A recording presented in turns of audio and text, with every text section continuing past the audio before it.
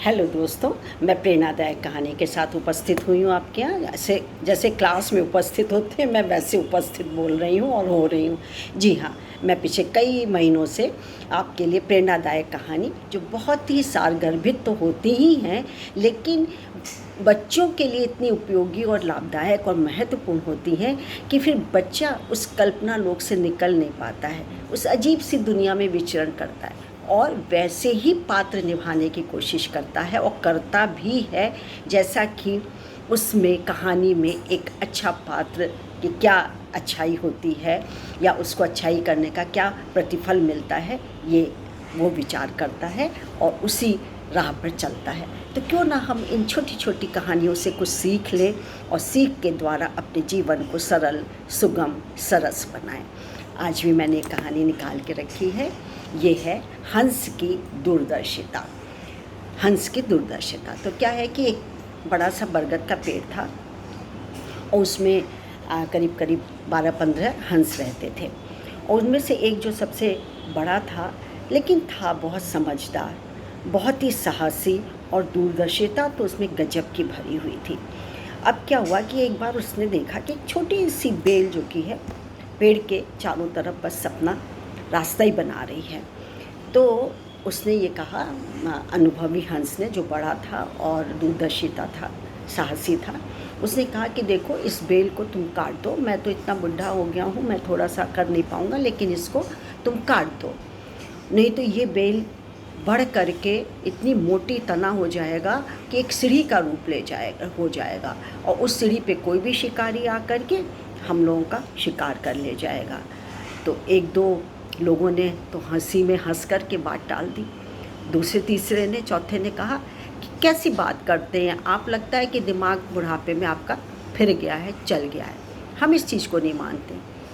फिर आगे वाला पांचवा छठवां जो भी, उसने भी कहा कि छोटी सी पतली सी बेल वो चढ़ कर के मोटा तना बन जाएगा और सीढ़ीनुमा बन जाएगा, कोई भी पकड़ के, लेकिन कितनी असंभव बात है, ये हो ही नहीं सकता है। सबने उसकी खिल्ली उड़ा दी। तो भैया वो चुप हो गया। अब एक दिन, 2 दिन, 1 साल, 2 साल, इस तरह 2 ढाई 3 साल हो गए।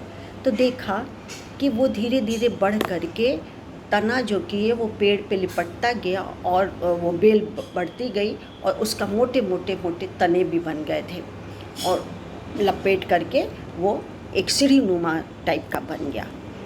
खैर, उसमें से एक बार क्या हुआ कि एक शिकारी जा रहा था, बहेलिया टाइप का, शिकारी टाइप का। तो उसने देखा कि अरे, ये तो बड़ा गजब का है और मुझको लगता है ये खो सी दिख रही है, गुफा सी इसके अंदर, पेड़ के अंदर ज़रूर उसमें कोई ना कोई कबूतर या बहेलिया या हंस या कोई ना कोई तो ज़रूर होगा और शिकार मैं करूँगा।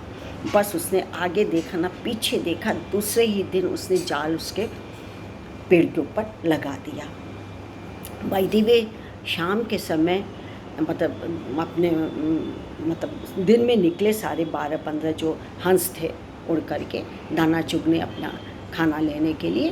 तो शाम को ही वो लौट रहे थे, देखा नहीं और वो सारे के सारे 15-12 जितने हंस थे, सारे के सारे उसमें फंस गए। अब क्या करें, कोई चिल्ला रहा है, कोई रो रहा है, कोई कह रहा बचा लो। अब वो जो था बूढ़ा वाला, वो अंदर से निकला तो उसने कहा कि अरे, ये कब हुआ, कैसे हुआ? लेकिन वो तो गुस्से में बैठे हुए थे, किसी ने उसकी बात नहीं मानी थी, तो क्या करते? तो एक हंस ने कहा, अरे ताऊ, ताऊ करके बुलाते थे प्यार में, ताऊ ताऊ हमें बचा लो, गुस्सा मत हो, इस समय गुस्सा होने का समय नहीं है। दूसरे ने भी कहा कि हम समझे नहीं, आप इतने दूरदर्शी हैं, इतनी दूर की बात आप सोच सकते, हम तो समझे ही नहीं थे। तीसरे ने भी कहा, चौथे ने, ऐसे सब ने हाथ जोड़ के प्रार्थना की कि देखो, हम कितने साल से आपके साथ हैं, नहीं माना, एक कहना नहीं माना, तो आप मेरी बात को बुरा मत मानो और हम लोग को आज़ाद करो। उसको भी दया आ गई।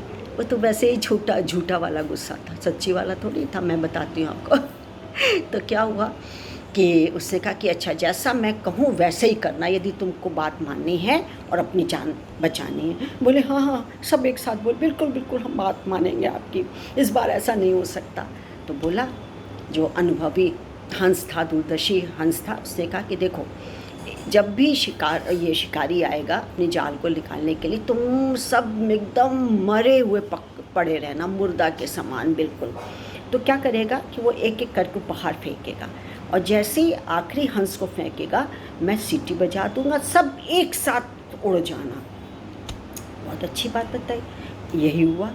आया शिकारी, उसने देखा कि सब मरे पड़े हुए हैं, उसने गुस्से में पटक पटक के हंस को फेंक दिया बाहर। हंस भी मक्कड़ बनाए, बहाना बनाए, एकदम मुर्दे की तरह पड़े हुए थे। जब आखिरी हंस निकला तो उस दूरदर्शी वृद्ध हंस ने सीटी बजा दी, और सीटी बजती सारे हंस एक साथ उड़ गए। क्या मज़ा आ गया, सबकी जान बच गई।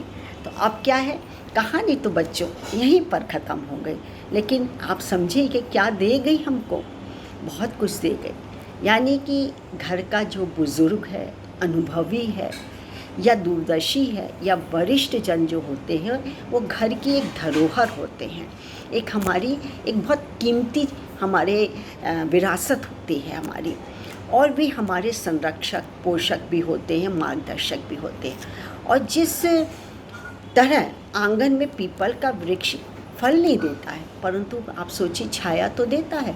बुजुर्ग भले कमा नहीं रहे, आर्थिक सहायता नहीं कर रहे हैं, लेकिन आपके सहयोग, आपकी उसकी सहयोग, उसकी दूरदर्शिता, उसका साहस, उसका सब, जैसे उसके अनुभव है, उसके संस्कार हैं, वो सब आपको सिखाती है, बताती है कि जीवन में कठिन परिस्थितियों में क्या और कैसे निर्णय लिया जाए।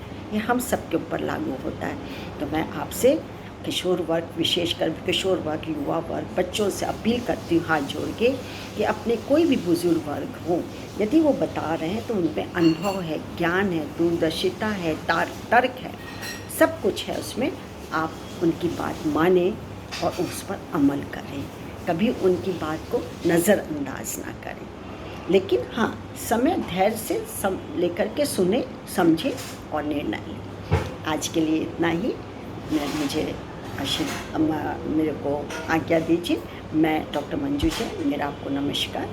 मैं retired associate professor pharmacy saint degree college का। आज के लिए इतना ही। फिर एक कहानी के साथ आऊँगी। Bye, thank you.